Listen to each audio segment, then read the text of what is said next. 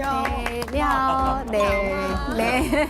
빨리 붙였어요. 네, 좋습니다. 저는 백석대학교 진미수 교수입니다. 자, 우리 한 번 더 인사해볼게요. 니하오마. 니하오마. 네, 니하오마 하면은 대답을 해야 돼요. 헌하오. 헌하오. 네, 잘 지낸다 이 뜻이에요. 헌하오. 뭐 굳이 못 지낸다 할 필요 없죠. 그러니까 잘 지낸다. 헌하오. 네. 자, 오늘 또 중국 공부도 이제 우리가 또 시작했는데요. 오늘 주제는요, 중국을 사랑한 허드슨 테일러와 네비우스 선교사 이렇게 정해봤습니다.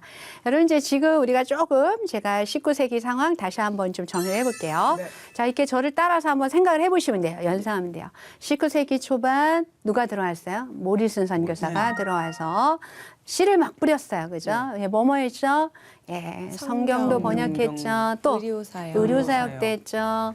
다음 세대 인재도 양성하고 있죠. 자, 이러면서 모리슨이 이렇게 선교 사역을 시작하면서 각국의 나라에서 선교사들이 들어오게 됩니다. 각국의 나라에서 들어와서 뭐 모리슨 선교사만 있었던 건 아니에요. 많은 선교사들이 들어와서 중국 교회를 같이 세워나가고 있는 와중에 있는 거예요, 지금. 그런데 이제 19세기 중후반에 그래도 좀 걸출한 선교사 2명 하면은 바로 이 두 분을 얘기할 수 있다는 것입니다. 특별히 허드슨 테일러 하면요, 선교사 중에 선교사.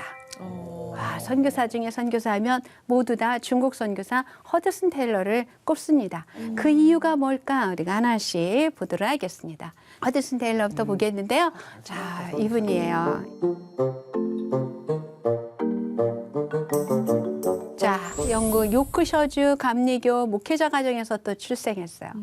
목회자 가정에서 출생한 것만 봐도 이 집이 얼마나 경건한 집안일지 알겠죠? 네. 그런데 너무나 어머니가 경건하셨어요. 그래서 어떻게 했어요? 태중에 있는 아이를 뭘로 드린다 서원했어요? 중국 선교사. 중국 선교사로 바치겠습니다. 테일러의 의견도 안 물어보고 테일러의 의견도 안 물어보고 그냥 부모님이 합의하에 우리는 이 아이를 중국 선교사로 드립시다. 당시에 중국 선교의 어떤 화두가 영국에서 굉장히 크게 일어났단 말이에요. 그러니까 이제 굉장히 관심이 많았어요. 그래서 어떻게 해요? 이 아이는 하나님께서 특별하게 선교사로, 그것도 중국 선교사로 드리라고 우리에게 주신 것 같아요. 그래서 선교사로 아예 선을 해버렸습니다. 우리 대명 씨. 부모님이 나 몰래 이렇게 소원을 했다면 어떻게? 저 멀리 선교사 혹은 목회자. 자, 내가 그걸 알았다. 왜 내 의견을 물어보죠? 따질 거예요, 부모님한테? 하지만 그런 마음이 들겠지만 제가 전 강에서도 얘기했듯이 이유가 있다. 이유가 있을 것이다. 주의 뜻으로 순종하고 가요? 저 머나먼 중국 땅으로? 되게 일단 고민을 많이 할 것 같습니다. 근데 가긴 가야죠. 가긴 가는데 고민했을 거다. 영춘 씨도 그런. 네, 저는 우리 관계를 좀 끊자. 나 소원했다고. 예. 둘째를 낳자. 그래서 걔를 내 보내자. 동생, 나는 동생 이렇게 뒤에서 후원하겠다 나는. 피해가는 거. 자, 그러면 우리 테일러는 어땠을까요? 테일러 선교사는 고민 좀 했을 겁니다. 그런데 하나님께서 만나 주셨어요. 그래서 자, 말씀을 공부하는 중에 주께서 이렇게 말씀하시는 음성을 들은 거예요. 다 같이 한번 읽어볼까요? 너는 나를 위해 중국으로 가라. 너는 나를 위해 중국으로 가라. 라는 말씀을 그가 말씀을 묵상하면서 주님의 마음을 알게 된 거야. 그래서 그가 결심을 합니다. 가야겠다. 자, 가기 전에 또 뭐 해야 돼? 훈련을 좀 해야 되잖아요. 그래서 훈련을 해요. 어떤 훈련을 했을까? 언어 공부. 언어 훈련 물론 했어요. 자, 언어 훈련을 어떻게 했나 봤더니요. 우리가 저번에 얘기했던 모리슨처럼 어느 날 갑자기 길거리에서 만나는 일은 없었고, 이제 이 책을 사려고 보니까 너무 비싼 거예요. 그래서 어떻게 했냐면, 어떻게 누가복음을 중국어 성경을 구했대요. 그래서 그 누가복음 609절을 자기가 뽑은 거야. 딱 리스트를 해가지고 리스트업해서 그 609절의 한자를 공부하고 회화 공부를 했다는 거예요. 이렇게 열심히 했습니다. 독학을요? 독학을 한 거예요, 독학을. 자, 또 무슨 또 훈련을 했을까요? 특이하게도요, 예수님을 닮아가야겠다. 그래서 마가복음 1장 35절에 보면 예수님이 새벽 미명에 한적한 곳에 가서 기도하시는 모습이 나와. 새벽 기도. 새벽 기도도 열심히 했어요. 그뿐만 아니에요. 특이하게도요, 허드슨 테일러는 그 생각을 한 거예요. 내가 중국에 가면 뭐를 할 것이다. 육체적인 어려움이 올 것 같다. 이런 생각을 한 거야. 육체적인 어려움일 것 같아. 그래서 육체적 이 어려움을 내가 미리 이 체력 단련을 통해서 극복해야겠다라고 생각하고 운동을 그렇게 열심히 했대요. 운동. 그래서 새벽 기도 끝나면 어디로 가요? 헬스장. 산으로 가가지고 체력 단련을 그렇게 했고요.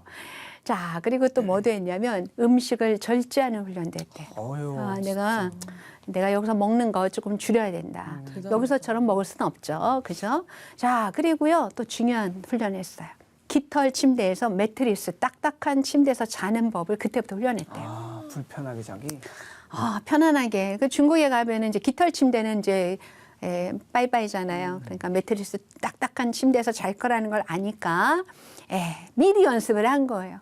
그래서 이렇게 철저하게 연습을 했습니다. 훈련을 한 거예요. 그러니까 선교사로 파송받는다는 건 그냥 가는 게 아니죠.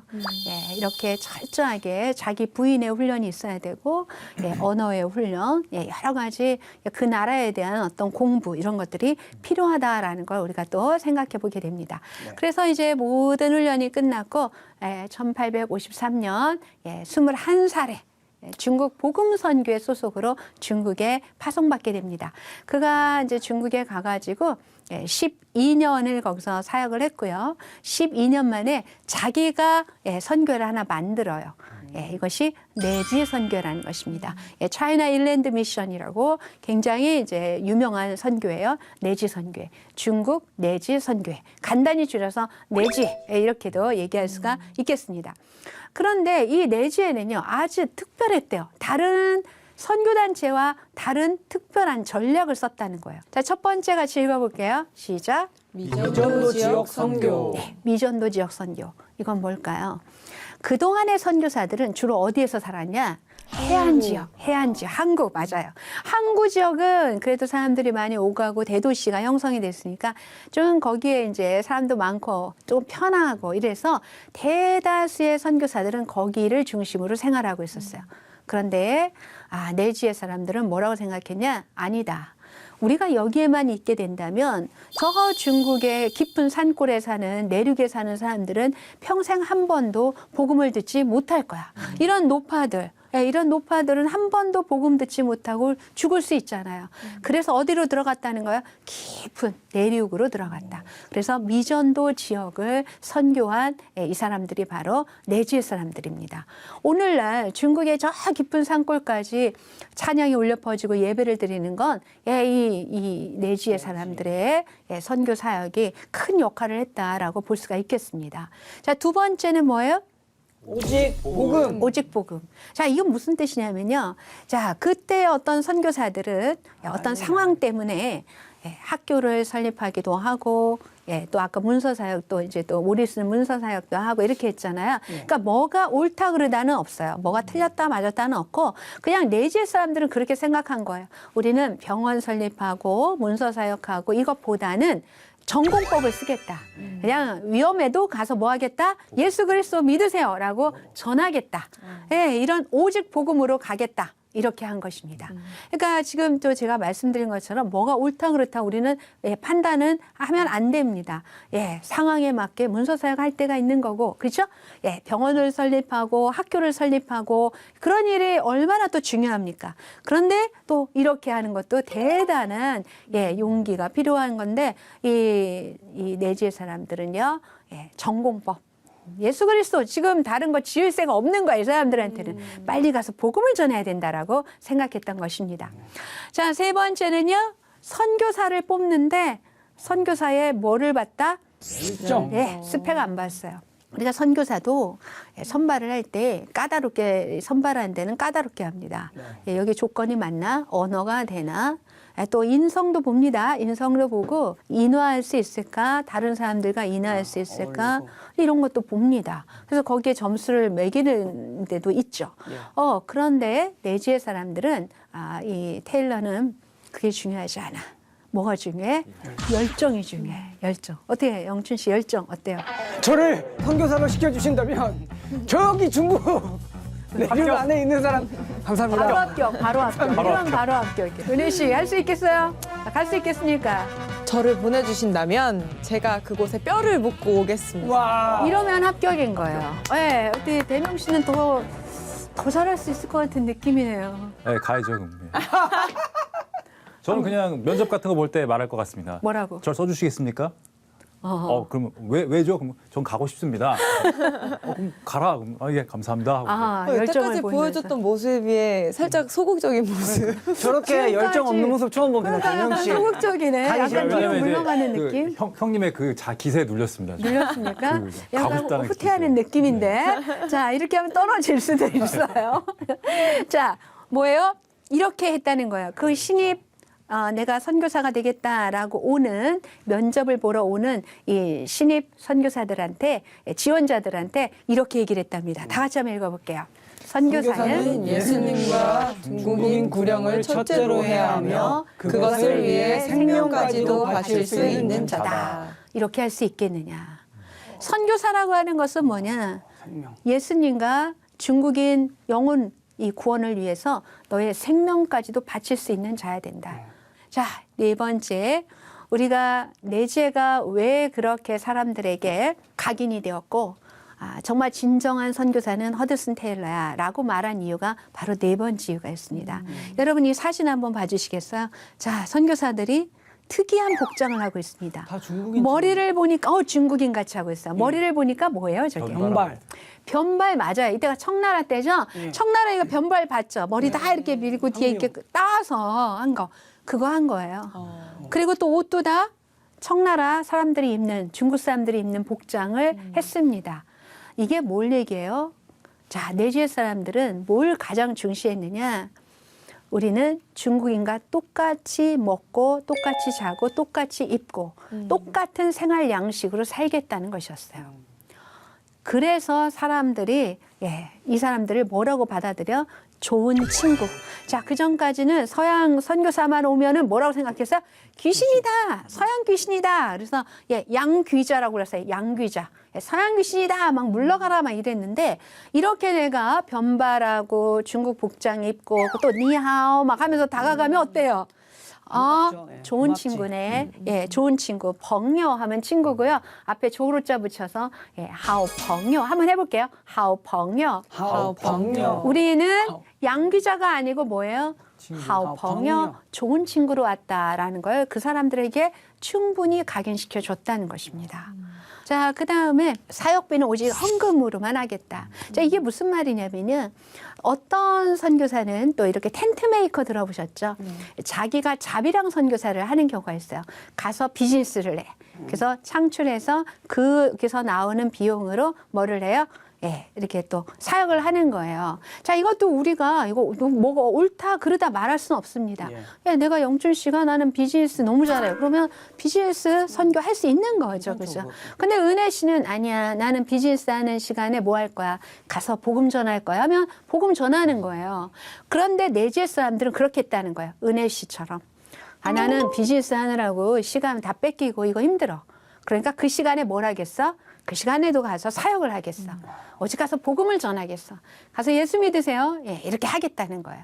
그래서 이 내지의 사람들은 철저하게 이러한 오직 사역에만 집중하는 그러한 선교 사역을 했습니다.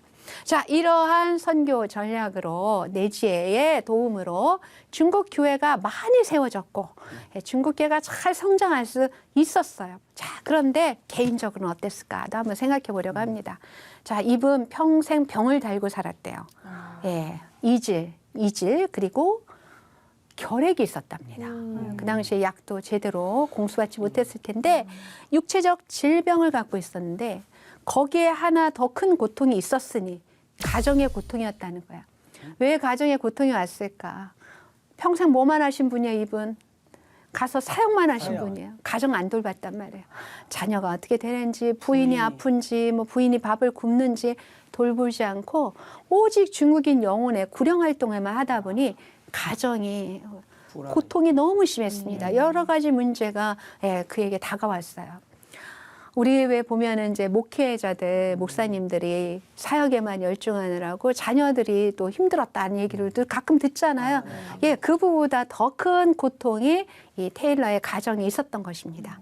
자, 그리고 우리가 또 보면은 이분은 학위도 없는 분이에요. 또 남들 또 다 안수 받고 갔는데 이 사람 목사 안수도 받지 않은 평신도로 갔습니다. 그래서 거기에서 적지 않은 또 어려움도 있었을 거예요. 그럼에도 불구하고 40년 동안 오직 한 마음으로 중국인의 영혼 구원을 위해서 주님만 붙잡고 일했다는 거예요. 어려움이 찾아올 때마다 뭐 했어요? 십자가 밑에 가서 주님 날 도와주세요. 오직 그리스도의 십자가만 붙들고 40년의 사역을 잘 했다라는 것입니다. 그가 많은 어록을 남겼는데 그중에 우리 한번 같이 또 유명한 어록이니까 한번 같이 한번 읽어보도록 하겠습니다. 시작. 하나님은 위대한 믿음보다 그를 따르고자 하는 사람을 찾고 있습니다. 자, 위대한 믿음 가졌다 했는데 나가지 않아. 예, 소극적이었어요. 아까 위대한 믿음은 가졌는데 우리 대명 씨 약간 소극적. 이런 것보다는 그를 따르고자 하는 한 사람. 영춘 씨 아까 굉장히 소극적이었는데 갑자기 면접에서는 이렇게 적극적으로. 방송용으로. 이런 분을 찾고 있다. 자, 허드슨 테일러의 또 사역 이야기였습니다. 자, 두 번째 사역으로 넘어가겠습니다. 두 번째 선교사는 이분이에요. 존 네비우스. 네비우스 선교사는 이제 미국인입니다. 25세. 이분은 이제 프린스턴 대학을 졸업하신 분인데 미국 장로교 선교부 소속으로 중국에 파송되고요. 40년간을 중국에서 사역을 합니다. 근데 주로 어디서 사역했냐? 주로예요. 여러 곳에서 했지만 주로 산동성. 산동성은 어디예요? 산동성은 우리나라와 가까운 곳에 있어요. 인천에서 1시간 정도면 가면 청도도 있고 연태 있고 뭐 위에 있고 이런데 거기가 산동성입니다. 거기에서 사역을 주로 하신 분이에요. 그런데 네비우스를 제가 소개하려는 이유가 있습니다. 네비우스 선교사 하면요, 이걸 딱 외워두세요. 네비우스 선교 방법론. 굉장히 이제 유명한 선교 방법론이에요. 선교를 하는 데 있어서 이렇게 해야 된다라고 제시를 이론적으로 정립을 해준 분이 바로 네비우스 선교사입니다. 그때까지만 해도 선교가 뭐지 사람들이 잘 몰랐어요. 그냥 선교하면 되는 줄 알았죠. 가서 그냥 뭐 가서 교회 세우고 이제 이렇게 또 긍휼하게 베풀고 긍휼을 베풀고 이러면 된다 생각했는데 이 사람이 이 선교사가 처음으로 이론적인 정립을 해준 겁니다. 자, 어떤 내용인지 한번 보겠습니다. 우리는 네비우스의 3자 원칙 이렇게 외워두시면 되겠어요. 네비우스 하면 3자 원칙. 자, 뭐예요? 자치, 자양, 자정. 이게 3자 원칙이에요. 네비우스는 이렇게 말했습니다. 선교사가 해야 할 일이 뭐냐? 선교의 목표가 뭐냐? 다 같이 한번 읽어볼게요. 시작. 선교의 목표는 이거다. 자치적이고 자립적이고 자전적인 토착교회를 설립하는 것이다. 이게 무슨 말이냐면, 자, 선교사가 왔어, 중국에. 근데 열심히 했는데 목표가 없어. 언제까지 무엇을 위해서 해야 되지? 라고 생각하는 거죠. 그런데, 네비우스가 딱 이렇게 선포를 했어요. 선교라는 건 뭐냐? 너희의 끝은 이거다라는 거야. 너희가 열심히 일을 해가지고 사역을 해서 결국은 토착교회가 세워져야 된다는 거예요. 중국교회가 세워져야 된다. 즉 중국인이 자치라는 것은 중국인 인재가 중국인 지도자가 그 교회의 뭐예요? 치리자가 돼야 된다는 거예요. 지금까지는 서양 선교사가 도와줬잖아요. 선교사가 주인이 됐었어요. 근데 아니다. 중국인을 세워야 돼. 그래서 중국인이 이 교회를 운영하도록 해야 된다라는 거예요. 그다음 두 번째, 자양이라는 건 재정적인 독립을 얘기합니다. 재정적인 독립은 뭐예요? 지금까지는 외국 선교부에서 돈을 어떻게 선교비를 보내줬단 말이에요. 근데 그게 아니라는 거예요. 이제는 누가 해야 된다? 결국은 중국인들이 해야 된다. 중국인들이 자신들이 낸 헌금으로 교회를 운영하는 것이 맞다라는 거예요. 그리고 전도도 마찬가지야. 지금까지는 선교사들이 가서 양귀자라는 소리 들어가면서 서양 귀신 물러가라 이런 소리 들어가면서 예수 믿으세요 막 했단 말이에요. 그런데 이거 아니다. 이제는 중국인들이 하도록 해야 된다. 그러니까 선교사의 역할은 뭐예요? 어디까지예요? 이런 중국인을 키우고 이런 교회가 될 수 있도록 옆에서 도와주고 그 교회가 세워지면 선교사의 역할은 거기까지로 만족하는 거죠. 또 다른 데 가서 그렇게 하는 거예요. 그러니까 끝까지의 선교사가 나 여기 주인이야 해서는 안 된다는 거예요. 자, 이러한 토착 교회를 설립하라는 이러한 선교 방법론을 그가 제시했습니다. 이것을 토착 교회론이라고 그래요. 토착 교회론. 자, 그런데 하나 더 설명할 게 뭐냐면 그 당시에 19세기에는 토착 교회론 말고 더 팽배한 이러한 선교사들의 사상이 있었어요. 뭐냐면 이게 바로 문명 개화론이라는 거예요. 문명 개화론. 자, 많은 선교사들이 어떻게 생각했냐면, 자, 여러분이 선교사로 가요. 예. 내가 지금 유럽, 미국 엄청나게 잘 사는 나라에서 지금 저기 이제 못 사는 나라로 가는 거예요. 가면 어떤 생각이 있을까요? 내가 예수 그리스도의 사랑을 전한다라고 가지만 저 마음 깊숙한 곳에는 우월감이 있는 거야. 내가 자 나는 우리나라에 좋은 뭐가 있죠? 우리나라는 좋은 정치 제도가 있어. 뭐 미국 보세요. 그때가 미국은요 최고 발전할 때 시대인데 미국에서 온 선교사 그때는요 최고 공부도 많이 한 사람들이 갔어요. 똑똑한 이런 사람들이 갔어요. 젊은이들이 갔어요.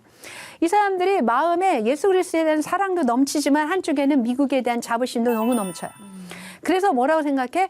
우리는 훌륭한 정치 제도를 갖고 있어. 우리는 훌륭한 사회 제도를 갖고 있어. 우리는 정말 아름다운 자유가 있는 나라야. 모든 것들을 다 갖추고 있어. 모든 제도가 있어. 그런 훌륭한 헌법이 있어.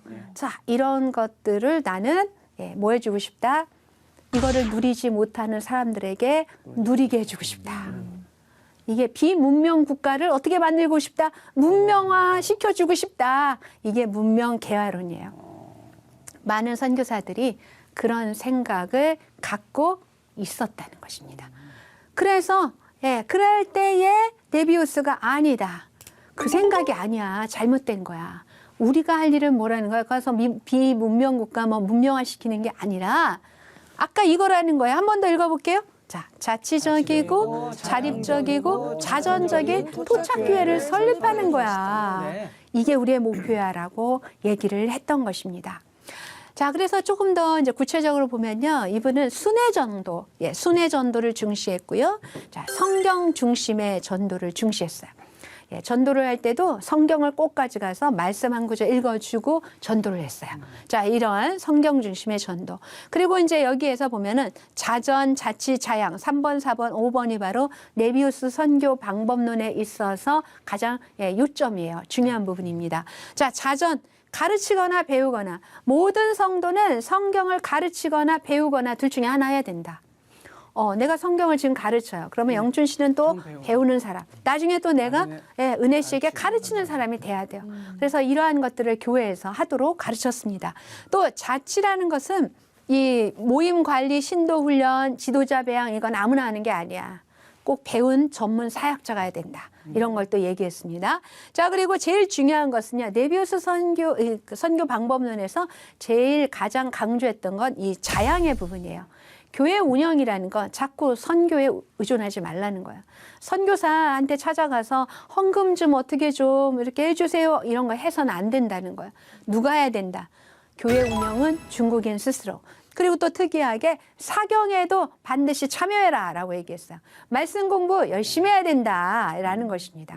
열심히 해야죠. 사경에. 그죠? 네, 사경에 잘 가시죠? 네. 네. 예, 갈 거죠? 가고 싶어 죽겠어. 갈 거죠. 네, 말씀 이렇게 강론하는 곳에 많이 가셔서 이렇게 공부를 해야 합니다. 자, 네비우스가 이걸 강조했어요. 성경 공부 열심히 해라. 무엇보다도 자양의 부분에 힘써라라고 얘기했습니다. 자, 그런데요. 자, 우리가 또 엄밀히 따지면은 이제 이게 네비우스가 원래부터 삼자 원칙을 자기가 처음부터 창안한 건 아니에요. 이거는 이제 우리가 얘기를 하고 가야 되겠습니다. 원래 창안은 1854년에 영국교회 선교의 초대 총무였던 헨리 벤이라는 분이 처음 선교사에 대한 지침, 정책을 이렇게 정했어요. 3S 정책이라고 합니다. 자, 너희가 선교사로 나가면 이런 교회를 세워라.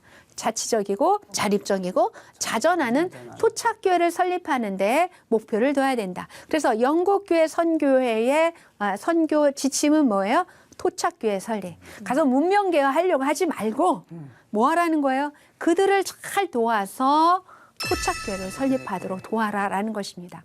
자, 이런 거를 본다면 모리슨 선교사는 아직 초창기 사람인데도 벌써 이 생각을 했던 것 같아요. 누구 세웠어요? 양발. 양발 세웠잖아요. 양발 세워서 복음당 교회도 맡겼잖아요. 네. 자, 선교사들이 벌써 깨인 선교사들은 일찌감치 다음 세대를 이렇게 키워서 토착교회를 설립해야 한다라고 생각을 했던 것입니다. 자, 그런데요, 네비우스 이 3자 원칙이 성공을 했을까라는 것입니다. 성공을 했을까? 자, 보니까 산동성에 국한하여 시행됐다라는 말을 들으니까 약간 전체적으로 중국 전역에서 이거를 하기에는 역부족이었다. 중국이 워낙 넓기도 하지만요, 당시에 선교사들이 이걸 받아들이지를 않았어요. 이 사람의 것을 의견을 받아들이지 않고 선교사와 많은 갈등이 있었습니다. 지금 이 네비우스는 어떻게든 중국인들을 키워가지고 그들에게 자립교회, 토착교회를 만들어주자라는 것이 이 네비우스의 생각이잖아요. 네. 그런데 선교사들은, 이미 와 있던 선교사들은 옛날 방법만 고수하는 거예요. 옛날 방법이 뭐냐면 은혜 씨 같은 이제 정말 신앙심 좋은 한 사람을 데리고 와. 그래서 이 사람을 유급 사역자로 임명을 해요. 그리고 월급 줘. 월급을 많이 줘. 그리고는 뭘 시켜? 자, 다해. 행정 다해, 전도 다해, 그리고 뭐 모든 훈련 다 은혜 씨가 책임져. 그러면 이제 영춘 씨와 대명 씨가 신도예요. 이 두 분은 뭐예요? 우리는 할 일이 없네? 이렇게 되는 거예요. 자, 이러한 문제들이 생겨나기 시작했다는 것입니다. 산동성에서만 시행이 됐지만 사실 그게 효력이 없었던 건 아니죠. 자, 이것이 다 밑바닥에 이렇게 다 기초가 돼서 나중에 자립교회들이 설립되게 되는 거예요. 그러니까 네비우스의 공이 아주 크다라고 말할 수 있는 것입니다. 자, 그런데 한국에서 이 네비우스 3자 원칙은요, 오히려 한국에서 환영을 받았어요. 그래서 특별히 한국 선교사 수양회 추천 강사로 추천이 돼가지고 산동성인가 가까워서 그곳에 와서 자신의 3자 원칙을 한국에 와 있는 선교사들에게 공유합니다. 근데 선교사들이 다 받아들인 거예요. 한국 선교사들은. 그래서 우리나라 교회가, 우리 한국 교회가 이렇게 일찌감치 자립적으로 발전할 수 있었던 것입니다. 그러니까 누구의 덕택? 네비우스의 덕택이다. 이렇게 말할 수도 있겠어요. 자, 지금 이제 19세기를 지나가면서 중후반을 넘어가면서 많은 선교사들이 들어왔고 이들에 의해서 중국교회가 점차 뿌리내리고 있다. 자, 지금 특별히 허드슨 테일러 그리고 네비우스 선교사 이들을 보니까 역시 이런 사람들의 헌신이 있었기 때문에 중국교회가 세워졌구나라는 걸 또 한번 생각하게 됩니다. 그리고 이들로 인해서 점차 중국교회는 이제 자립을 할 수 있는 토양을 마련해 가고 20세기 초반에 드디어 자립교회 운동이 일어나게 되는 거예요. 자, 그래서 8강은요, 자립하는 중국교회, 자립교회 운동 첫 번째로 잡아봤습니다. 드디어 20세기 초반이 돼서 너도 나도 자립교회를 만들겠다라는 운동이 일어나게 되는 것입니다. 자, 다음 강 기대하면서 오늘 수업 여기서 마치겠습니다. 감사합니다. 감사합니다.